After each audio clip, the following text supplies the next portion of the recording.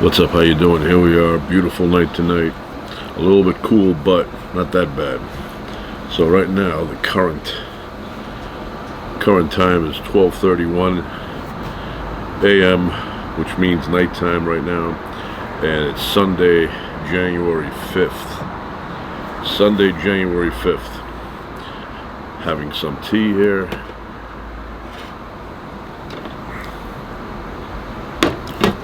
And today we're going to have Teapigs. Good company. Highly recommend them.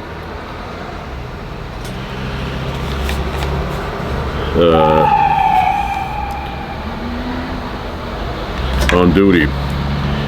Teapigs. Tung Ting Oolong Tea. And this company claims, and I believe them, no dust. No dust on the leaves. Big leaves, big flavor. So, grab a bag out of here.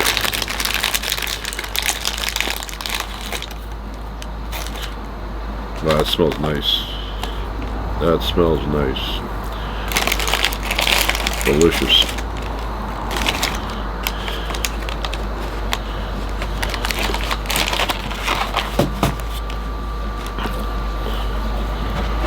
Have a cup, a little bit of sugar, 1 teaspoon of sugar. Sometimes I put less for tea.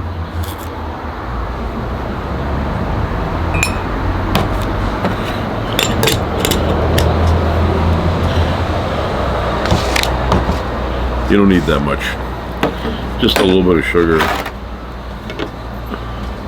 and the hot water.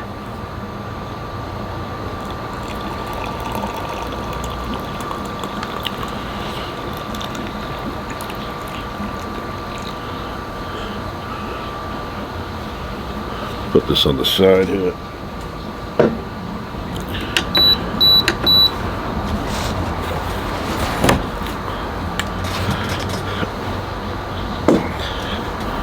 Put the sugar on the side. If you knock it over, you're gonna invite all the ants from the neighborhood. They'll show up here, a little party. Then you need an anteater. Gotta grab an anteater. Aardvark.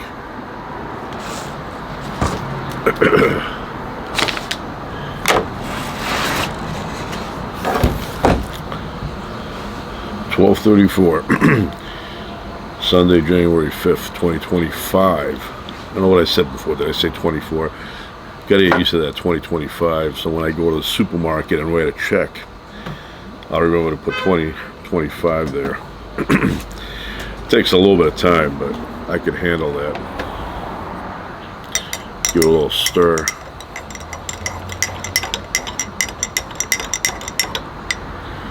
And we let it sit for a few minutes.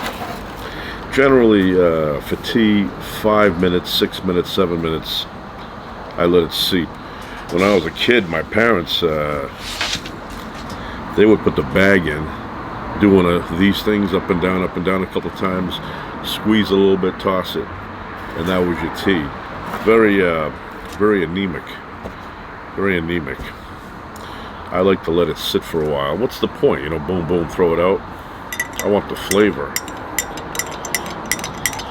And my parents only had tea if they were sick, if they had a cold or something, if they had the rhinovirus, they'd make tea. Otherwise, there was no tea in my house to drink. I drink tea all the time, but back then, if I would have tea, my mother would say, you're not feeling good? You're not feeling well?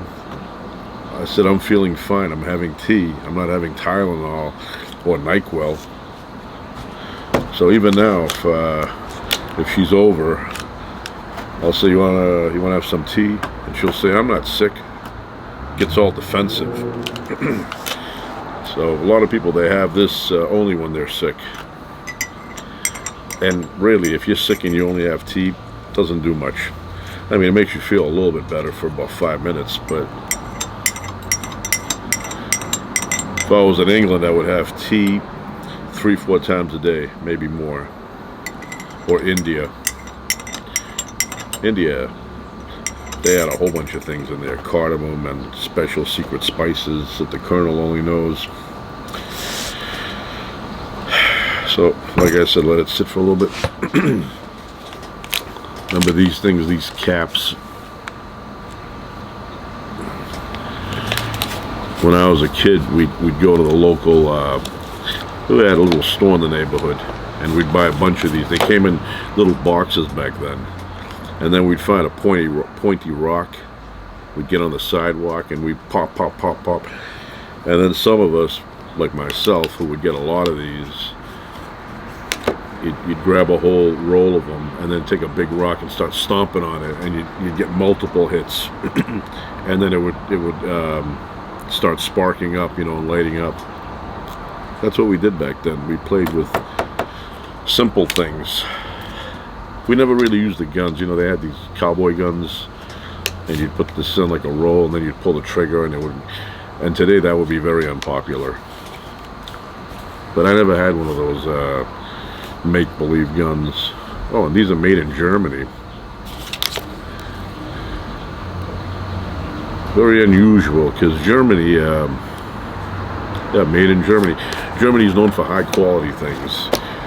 And so you don't see many things made in Germany except Volkswagen, Mercedes, BMW, things like that you see. But, you know, like if I flip over this cup, it would probably say made in China. But if it said made in Germany, it would be like five times as expensive. Just like knives. So I'll go, you know, I buy these magazines, knives, you know, take a finger off, and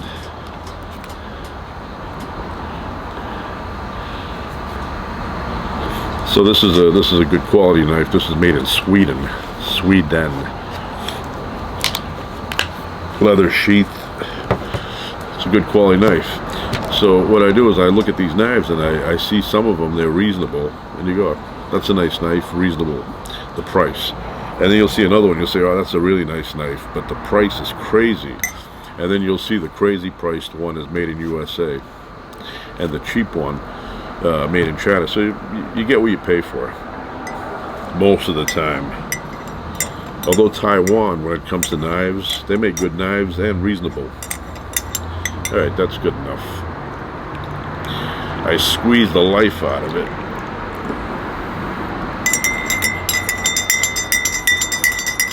I stir it even if it's been mixed 1,000 times.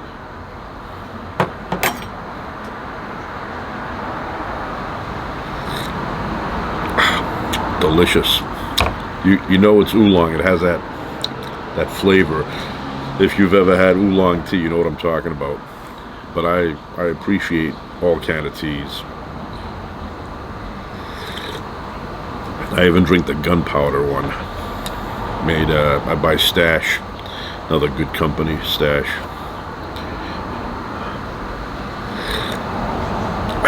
Anyway, have a nice knife here. I will unpackage it right now for the first time.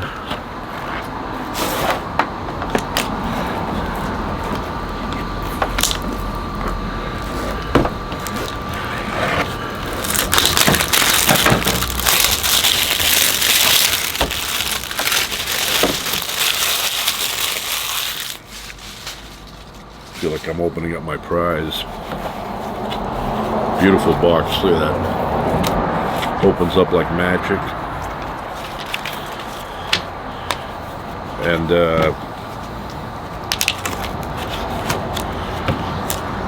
nice weight. The tangles all the way to the back through the handle. Nice rivets. Good quality. Try and take this off without cutting a finger off at the same time. Look at that. Look at that knife. This is good. This is nice. It's very heavy. Heavy knife. Sharp. Like if I were to scrape my finger over the edge, it would penetrate. It would go right through. So this is good cutting meat, vegetables. Look at that. Has a little bit of oil on it to prevent oxidation. The handle, beautiful, beautiful. But it's heavy. Good for self-defense.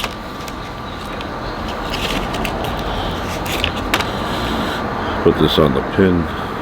You know, one time, not too long ago, probably like 3 years ago, I bought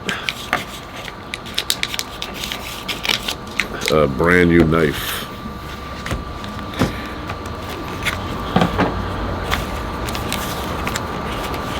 So yeah, very nice.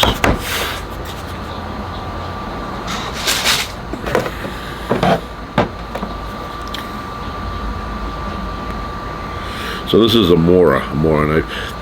I'm a big fan of these. They have cheap ones too. You can get like $10 ones. I think this is about $100. Very sharp, very reliable, good steel, and the sheath. Love leather sheaths. But this is a good quality knife. They have cheaper ones. you can get a Mora for like $15-20, but those are the basic ones. This is the nice one. You never know, you might need it for something. Camping, cooking, something. Cutting your nails at an angle. Delicious. So, I'm going to talk a little bit about Billy Joel. Joel, the end there.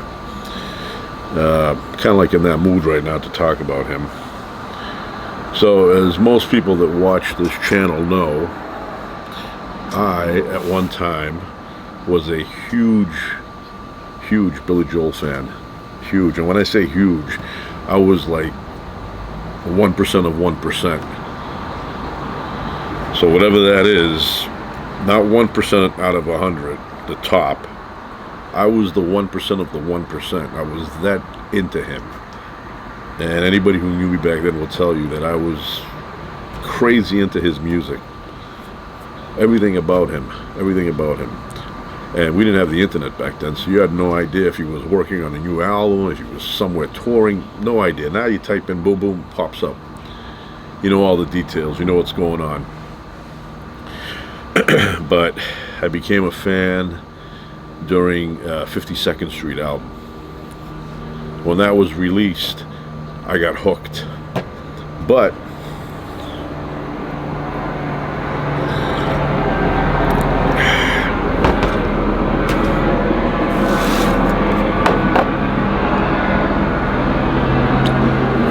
LAPD going by. Busy night. Anyway, I was a fan from 1978. 52nd Street album comes out, and then there was a gap. You know, I knew that album existed. I always had him in the back of my head, but I didn't realize that he had other albums after that. I thought he was a one-hit wonder. At a certain point, I thought he had the song My Life, and then, you know, that was it. And so then 1983 rolls around, and an album called An Innocent Man was released, and the song Tell Her About It was released, and I go, yeah, it's Billy Joel, but I'm getting ahead of the story. So one day I was in my room, 1982, and Casey Kasem's American Top 40 was on with Casey Kasem, and I was listening to the countdown, and he said next on the countdown when we return, and he mentions that the next artist was a boxer, amateur boxer, and I go, I gotta listen to that, because, you know, I'm a fan of boxing. I want to find out who that was. And when Casey Kasem comes back from commercial break, he says the boxer that ended up becoming a singer and all that, very successful, was Billy Joel. And he goes, this is the new song by Billy Joel, and the song was Allentown. And I said, oh, finally, I go. So he had My Life and Allentown, 2 hits, and I was very happy for him. And then kind of faded again until, like I said, 1983, when an Innocent Man album was released, and Tell Her About It was on the radio a lot. And I said, oh, that's that Billy Joel guy, the one that, I really got into his album 52nd Street. So I would listen to it, and in those days I thought Give Her Every Reason to Accept That You're For Real, to me, sounded like Give Her Every Reason to Accept That Chumpa Real. Meaning, give her every reason, give her your good side to accept the bad side. Like the Chumpa Real would be like the BS, the nonsense that you sometimes engage in. And I go, yeah, Chumpa Real, that has to be slang for, BS. And then one day I'm in the record store, and I'm looking at the lyric, the music sheet, the sheet music, sorry. And I'm reading, Tell Her About It, and I get to the line where Chumpa Real is supposed to be, and I read that it says, give her every reason to accept that you're for real. And I said, oh, misheard lyrics. That's what he says. So the more I listened to that album, the more I got into it. So I went and I bought, the album, actually the cassette. And I started listening to it, and I couldn't stop. It became like heroin to me. Couldn't stop doing it. I was like constantly thinking of listening to a Billy Joel, the Innocent Man album, over and over and over and over. I played it all the time, and every time a new single would be released off of it, I'd cheer. I'd be very happy. It was like another one, more life to the album. So we're driving to Washington, D.C. that year, and halfway to Washington, D.C., the radio guy says, the DJ says, we have a new single by Billy Joel. And I said, oh, I wonder what that is. And it was the song An Innocent Man. And I was like, oh, this is awesome. I love that song. It's a really cool tune, well written, good vocals, has that high note in the chorus, which I will mention something about that briefly. But, yeah, so you had that, you had, Uptown Girl, you had, Leave a Tender Moment Alone was released. And then, and I think This Night, which I love, very 50-ish sounding. I think that was released also, but not in the U.S., maybe in China or Japan. No, not China, maybe Japan. But it was released somewhere, or maybe even here, but it didn't, break the top 50 or 40. So after I listened to the album hundreds and hundreds of times, literally, I'm not exaggerating,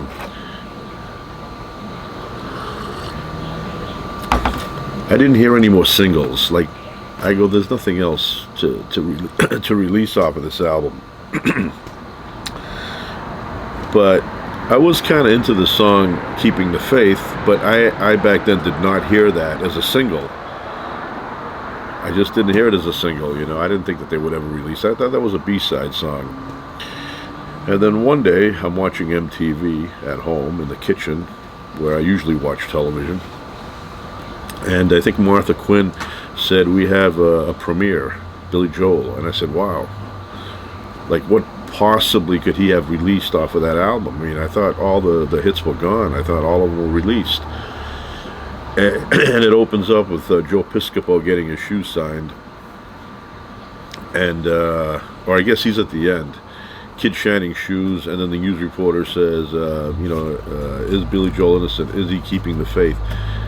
And I go, they released that song. I couldn't believe it. And now when I hear it, I do hear it as a single, because my ears have been conditioned to accept it as a single. But back then, when the album was fresh, I heard that album hundreds and hundreds of times. I didn't hear that song as a single. Didn't sound to me like, Columbia would release that, but they did.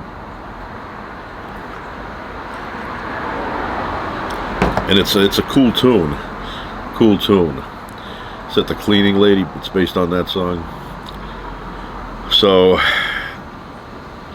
right when all those songs were all done,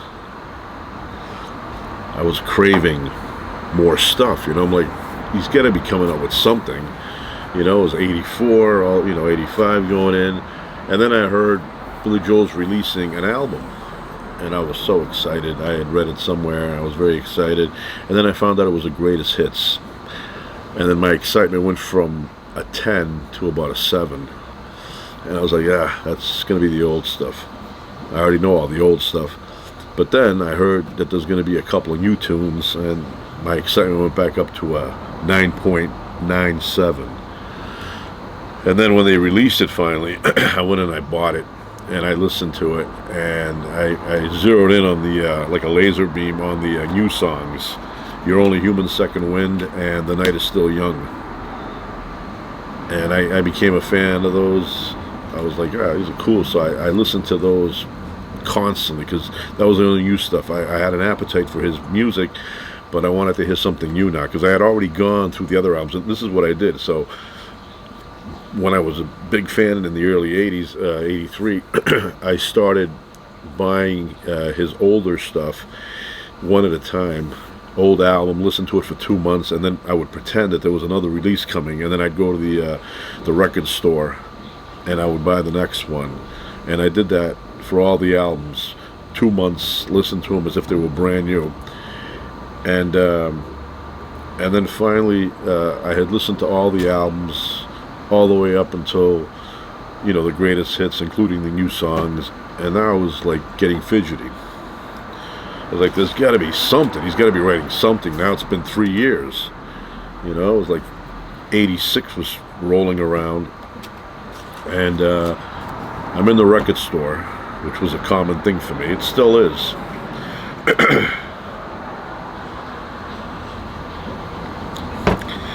And I was reading a magazine. It was a music magazine. And as I'm flipping, my eyes back then were trained. If anything, Billy Joel, like letters were, you know, inside an article, my eyes would pick it up immediately. It was like, oh, but Billy Joel. And in this one, it was a paragraph, I remember. It was a little paragraph. And I started reading it, and it was talking about a new album. And I was like devouring that you know, article, that little paragraph. And it talked about, you know, it's coming along well and all that. And finally, the only thing that it really mentioned was that he was collaborating. He was working on a song with Ray Charles, and he called it a standard. And back then, I didn't know what that meant. Standard? What's a standard? And he said the song is like it's a standard. So the day was approaching, and I remember Martha Quinn again just having the news on that little segment where the person she was talking about would pop up here as an image, and Billy Joel was in that image, and she said Billy Joel's album is complete and it's going to be released, but she didn't say the date. She said soon. So I would go up to the record store, and I would go inside and I'd look around. I'd go to the Billy Joel section, and I'd flip through and I'd see nothing. And then I'd ask the guy. It was a guy that with big bushy hair, looked like Gene Shalit. And I said to him, when's the Billy Joel album coming out? And he's like, I don't know. And I said, okay. So then one day, I finally heard Billy Joel's album is being released, and it had a specific day. It's on a Tuesday. And I went up there the next day, first thing in the morning, record store. Wasn't even opened yet. I went there and I looked inside, and right in the front was a big poster of Billy Joel, and there were albums stacked, blue, and him in his blue jeans, you know, sitting there with his sweatshirt. And I go, it's for real. He's released it. So I bought it. I went to my friend's house. My friend in those days had a state-of-the-art turntable with speakers, headphones. So I said, I'm going to listen to it there for the first time. And he gave me the headphones. I put them on, and the song was Running on Ice. And to this day, that is one of my favorite Billy Joel songs. It's my favorite on the album. I like the album. He keeps crapping on it, but that's his style. He says, oh, you know, I wasn't into doing it. I was thinking about my baby, you know, Alexa Ray and all of that. I want to tell him, it's a good album. It's got a lot of good tunes on it. I don't know what you're complaining about. Stop doing that, because when you do that, you make people think that way too. So, Running on Ice, I thought was going to be the second single after Modern Woman, because they had already released Modern Woman. And even that one, I couldn't hear it anywhere. It was like every time I would turn the radio, they would say, "Oh, we played Modern Woman by Billy Joel." I was like, I missed it again. So then one day my mother took me grocery shopping. Well, I went with her. She went grocery shopping, and on the radio they said, coming up, Billy Joel's new single, Modern Woman. And I told my mother, you go and I'll be in a minute. And then I cranked it up and I heard the song and I go, not bad. Not bad. I like the tune. I know he doesn't really like it, but too bad. So anyway, I remember they released Matter of Trust and This Is the Time, and they released Baby Grand, and I think they released Big Man on Mulberry Street for that album. But I was very, very disappointed, even to this day, as I speak right now. I'm very disappointed in Columbia Records that they did not release Running on Ice. I love that tune. It's fast, it's got cool lyrics, good drums. The drums are awesome. And the vocals are great, And I thought, when the executives in Columbia would hear that, they would be like, oh, that's going to be released. I thought back then that would have been a top 10. So I'm very disappointed in the boneheads that heard that song and did not release it as a single. I thought it was much better than Baby Grand. I mean, Baby Grand is good for what it is, but it wasn't a contemporary sounding song. Modern Woman is the video there, the cool video with him singing in New York with the open up the windows, it's getting hot in here, Matter of Trust. Cool. The lyrics were a little bit weak on that one. This Is the Time, great song. It was on Moonlighting, featured on that show. But I really wanted Running on Ice to be a single, even right now. And he performed it twice live, recent times, in the past 5-10 years. And he kind of sucked at it. He didn't have the speed anymore. It was all slow. And because he didn't have the speed, he kind of said, I'm not doing that again. So he chopped it.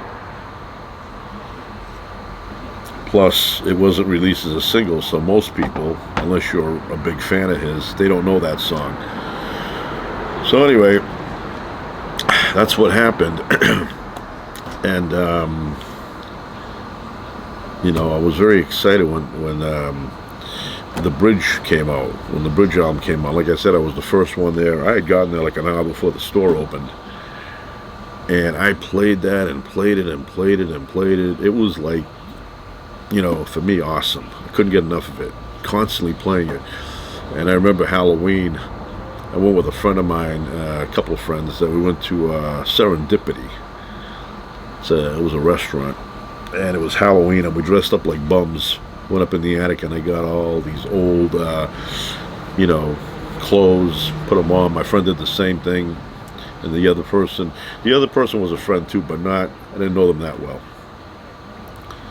until later. So I remember being there eating, and then I was trying to teach my friend the lyrics to Running on Ice. So that, and then years later, when Stormfront was going to be released, which I can't tell you how much I love that album. That album just grew on me from the second I heard the first song. State of Grace, which was never released as a single, is a song that I feel it. I can feel that song. Back then when I first heard it, I can feel that song. The way he sang it, I knew something was wrong with him and Christy. When you hear that song, you know that the relationship is, like Neil Diamond said, love on the rocks. So yeah, State of Grace. But Downeaster Alexa, cool tune. Leningrad, great tune. And you know what? I thought when that album was going to be released, I thought every song was going to be about the Russian tour. Or not even a tour, but the few concerts he threw in Russia. I thought they were all going to be about the experience in Russia, and really only one of them was, which was Leningrad. That's Not Her Style, the bluesy song, the opener. What other songs there? He doesn't like When in Rome. I don't have a problem with it. I like When in Rome. And So It Goes, which was written for, at the time, Innocent Man was being written, but it didn't match. That was like a 50 sounding album. So he kept it, and then he released it. Stormfront, I think it's the last song. And what else do we? Oh, Shameless, great tune. Wow, that's an awesome song, Shameless, like a Jimi Hendrix sounding tune, vocally. I Go to Extremes, another good tune. So that album, to me, I was very, very happy when that came out. I said, this is something I've been waiting for. You know, he pleased me. And then time went on like it usually does. I actually saw him live during the Stormfront tour, and I got to shake the hand of Billy Joel. I had second row seats.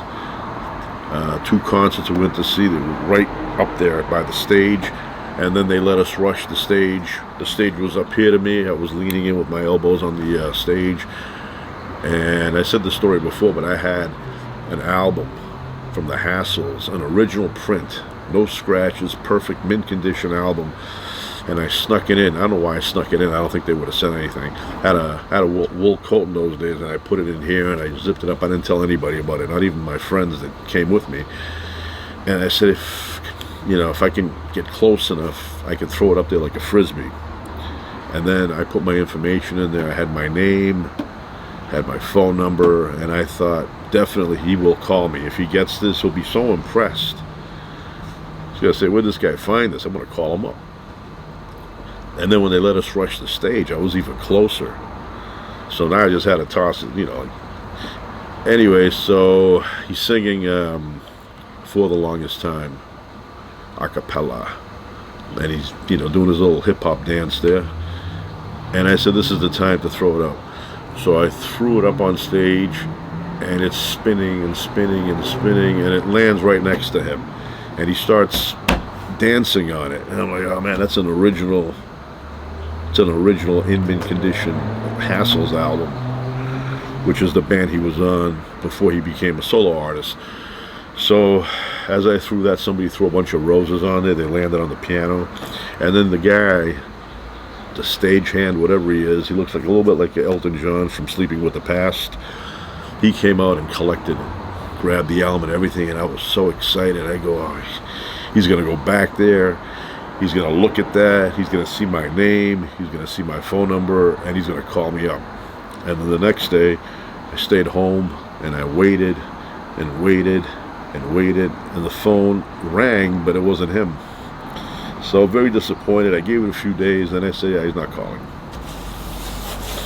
I'm still disappointed. I mean, I can imagine he looked at that and said, get that out of my face. Embarrassing. But I liked it. That was another thing. That was like when I discovered those 2 albums, and then I bought Attila. Attila was not that great, but the Hassle ones, 4 O'Clock in the Morning, Hour of the Wolf, those songs, You Got Me Humming, which was a cover version. When that was discovered by me in a little record store that sold hard to find albums, that was like new releases. I was so excited. I went home, I played it all day, all night. Had a friend of mine in high school, his name was Joe, and he knew how much I was a fan. And he said to me, you listen to that Billy Joel music all day, all the time? I go, yeah. And he goes, you don't get sick of it? And I said, no. It never even occurred to me that, it was just too much. Never got sick of it. I couldn't get enough of it. So then the Stormfront thing happens. I get the second row seats, 2 concerts, I go see them, and then time went by like it usually does, and I said, okay, now it's been 3 years plus, where's the new album? And one day I'm down at Long Beach, and I heard through the grapevine that Billy Joel's album was going to be released. So I said, okay. So I went to the record store on the day it was being released. I bought it. And I had a Walkman back then. And I was down at Belmont Shore, or Shores, and I was walking, up and down, up and down. I was listening to it. And that was the first Billy Joel album that I was disappointed. I did not find it good enough. Didn't find it good enough. I don't know. I mean, River of Dreams is okay, but it was almost like a half-ass job. Musically, it didn't sound like the way I wanted it to sound, like the way I thought a Billy Joel album would sound. And why? Because he had all different musicians on there. I guess he hired new guys. They recorded that album originally with his band, the original band, and then I guess he didn't like it. So then he went out and he talked to other people. They said, "Why don't you experiment? Use other people." And it just didn't sound to me like a Billy Joel album. Not only that, I didn't, other than the first side, the B side, side two, sounded like filler. Like easy songs. And I know that what's that song there, motorcycle song, It's All About Soul, that one. It became All About Soul. All right, that's a halfway decent song, but I don't know. I just didn't, the album didn't speak to me at all. Even now when I hear it, Great Wall of China, a good tune. Blonde Over, what is it? Blonde Over Blonde? Blonde Over Blue. Sorry, Blonde Over Blue. It's a good tune, like the drums on it, it's got a little bit of a hip hop drum sound. But overall, the only song that I liked on that album was Shades of Grey. That's it. The other ones, they were okay, but I found them, from a scale of 1 to 10, where in the past I would say this is a 10, this is a 10, this is a 10 for his albums. For me, this was about a 6. Very disappointed. And I really get annoyed when he's being interviewed and they ask him, and of course this is his opinion, when they ask him what's your favorite album, and he used to say, well, the hardest one and the most deep album that I've written is the Nylon Curtain. Now he says Nylon Curtain and River of Dreams. Someone tell him River of Dreams sucks. All right? And I'm very disappointed that was the last thing that he put out, because I did not find that. I'm a big fan, believe me. I would not be crapping on that album if I really, was iffy about it. Like, it's okay, it's not okay. I don't think that's a good album at all. So, what was that, 1993, and then a few years later I read an article that he was kind of like stopping the writing process. There was not going to be any new rock albums or pop albums, whatever, and that made me disappointed. But for me, I was drifting away from him right after that album was released. Up until Stormfront, I was a fan like you can't believe. Like, I don't know, I haven't yet in my journey through life, I haven't found anybody who was a fan like I was a fan of his back then. Not even close. There was somebody I knew a while back, and one time he said to me, my wife is the biggest Billy Joel fan. And I was like, no, that's not true. That's not true. And then he goes, okay, he goes, you and my wife are the biggest. I want to tell him, you know what, if you lived with me or you knew me back in the 80s, you would see how ridiculous your statement is. I'm sure your wife is a fan, but nowhere near the level I was. Nowhere. Now, I don't know, like I wasn't over a house,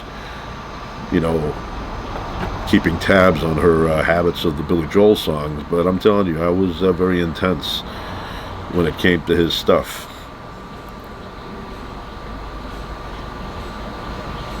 So, but like I said, I was very disappointed in the River of Dreams. I didn't even like the cover. I was like my kid with a crayon made it. And it just,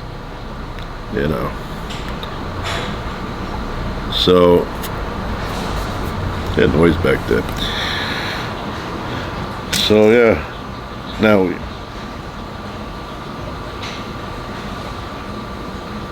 Now we fast forward to February 2024, actually January, last week, and it's late at night, like now. What time is it now? 1:11. Late at night, and I'm, on the computer, And I don't know, for some reason I went to the Billy Joel site, which I hardly ever do. And I see something there that says Billy Joel releasing single on February, whatever it was, 1st, I don't know. And I had to read that a few times. I thought maybe I was reading something from years ago, like, a long time back. And I read the date again. I go, wait a minute, that's now. And even though I say now I'm not I'm an average fan now. But when I read that, the dopamine in my brain skyrocketed from I don't know, like 3. It went all the way to like 10.5 off the charts. And then I started reading things and trying to find more information out. And on the day it was going to be released, I got up extra early because they had a time they were releasing it. So I got up exactly at the time they're going to release it. And I got on the internet and I was pushing that button. I had my headphones on, had my Dr. Dre things there. And I put them on and the song came and immediately I felt it. I said I could feel this song. I got a little emotional about it, I wasn't like, but got a little emotional, very nostalgic. And I felt that was old Billy Joel. It sounded like his style. I know he didn't write, most of that. I know it was written, but, he tinkered with it, so he gets credit. But it sounds exactly like what you would expect a Billy Joel song to sound like from even the 70s. And, congratulations to him. I mean, that was a really good tune. And then he sang it at the Grammys. And, I was very impressed with that song. Very impressed. Great message in it. Great lyrics.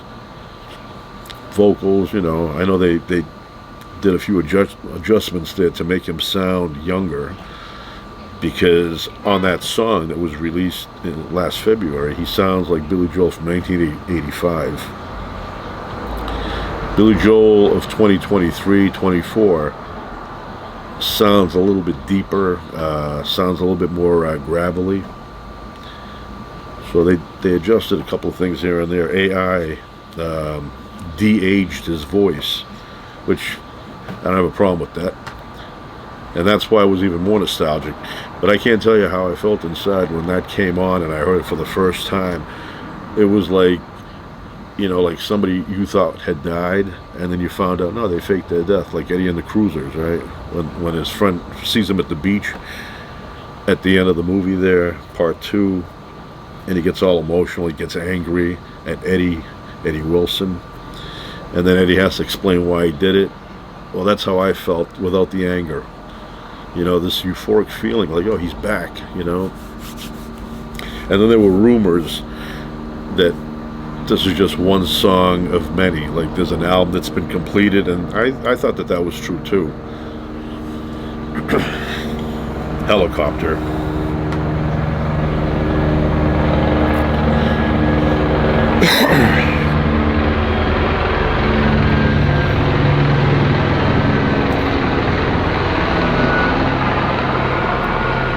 So yeah, it was kind of like wishful thinking on my part. I was really, really hoping that he completed a whole album in secrecy, and that this was just one song of 10. But that's not what happened. He recorded this one, and that was it. And I think he's done. I don't know. We'll see. But yeah, I was hoping that they would say, oh, this is just the first song. He actually recorded 10 brand new songs, and the album's coming out next month. Then I would have been like, oh man, that's crazy. I gotta get a sleeping bag and go to one of these record stores and sleep outside. Although these days, you just order it online and they will deliver it to your house on the day it's being released in the stores. So you don't have to do all that camping out in front of your favorite record store. And the helicopters are going by.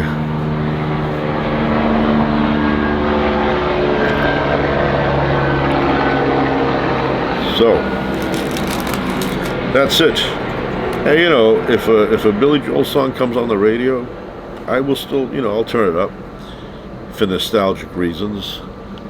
But like I said, if you ever ran into me, if you have a time machine and you find me in the 80s and 70s, at a certain point in 78, you will see what kind of a nut fan I was.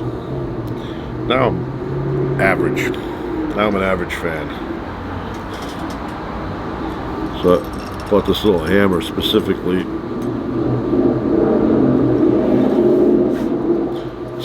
for the caps. I'll be out here tomorrow morning smashing them on the concrete and listening to them pop. Show my daughters what we used to play with.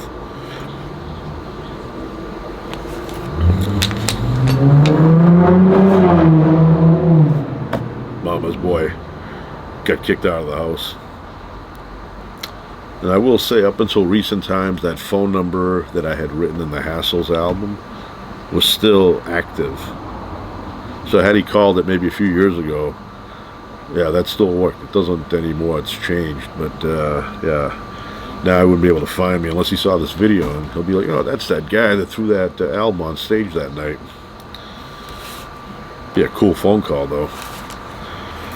I occasionally will drive by the place where the bar was that he worked in the 70s, where the Piano Man song is based on. Yeah, and I'll look over there. Now it's no longer a bar. Now it's a vape store. But that's where it was. And I'll look at it. I'll go, that's where it all happened, right there. Anyway, it's late January 5th, Sunday, 1:18 in the morning.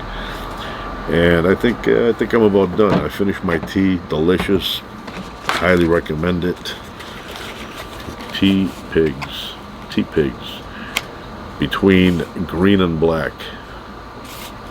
So if you see this brand, pick it up. It's good stuff. If there's a glare.